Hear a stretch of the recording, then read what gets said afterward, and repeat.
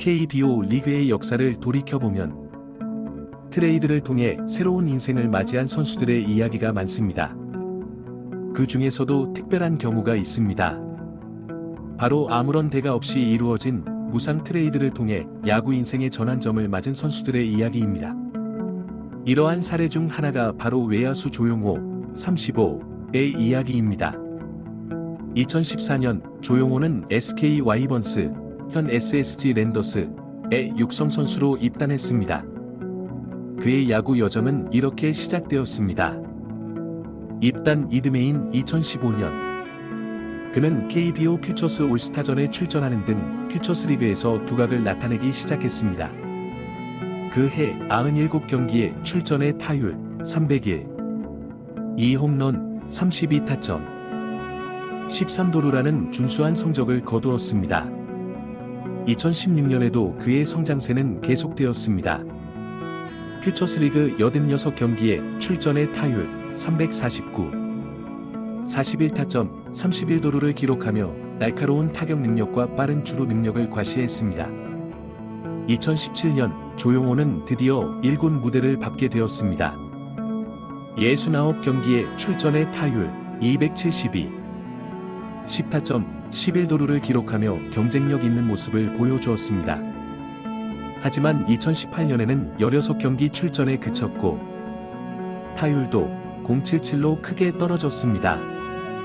결국 그해 시즌이 끝난 후 그는 KT 위즈로 무상 트레이드 되었습니다. 보통 트레이드는 양 팀이 서로 선수나 현금을 주고받는 형식으로 이루어집니다. 하지만 조용호의 경우 KT는 아무런 대가 없이 그를 영입했습니다. 이는 매우 이례적인 일이었습니다.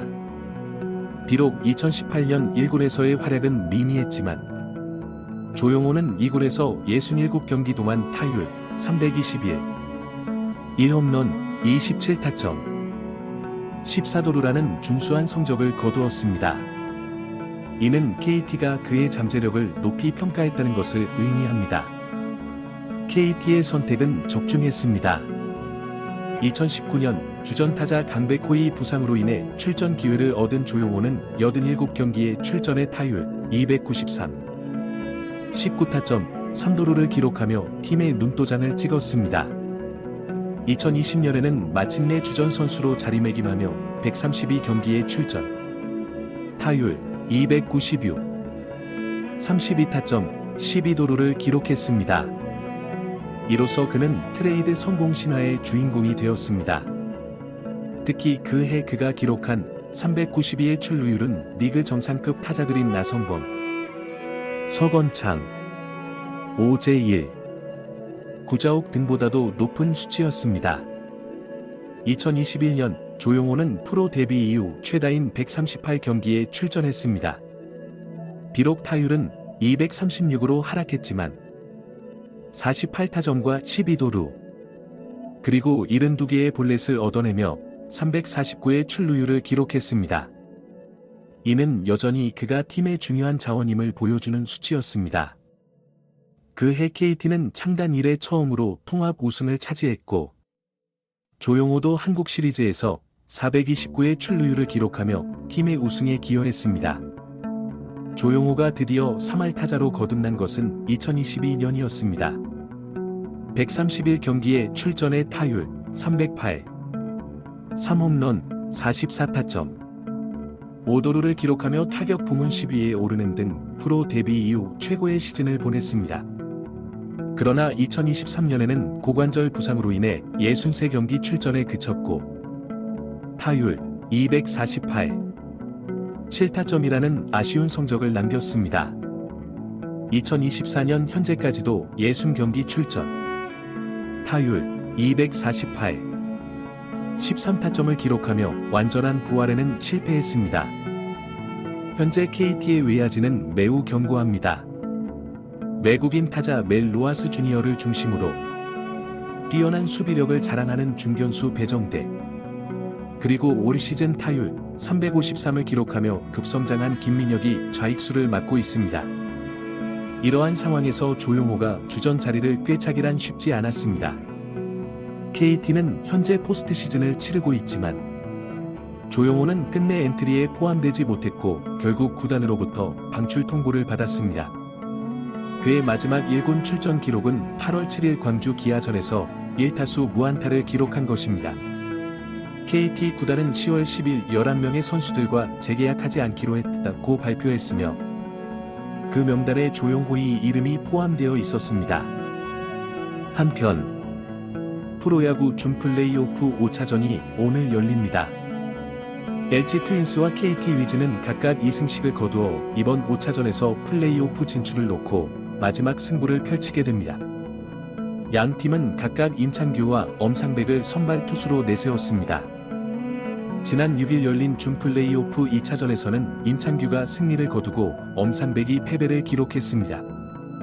당시 임창규는 5와 3분의 1이닝 동안 2실점, 1자책점의 안정적인 투구로 포스트시즌 첫 선발승을 거두었고 경기 최우수 선수 MVP로 선정되었습니다. 이번 5차전에서는 양 팀 모두 불펜 총력전을 펼칠 것으로 예상됩니다. LG의 염경엽 감독과 KT의 이강철 감독이 어떻게 개투진을 구성할지도 큰 관심사입니다. LG는 임창규에 이어 3차전 승리 투수인 손주영을 투입할 것으로 보이며 이후 김진성, 류영찬, 엘리에이저 에르난데스 등이 뒤를 이을 것으로 예상됩니다.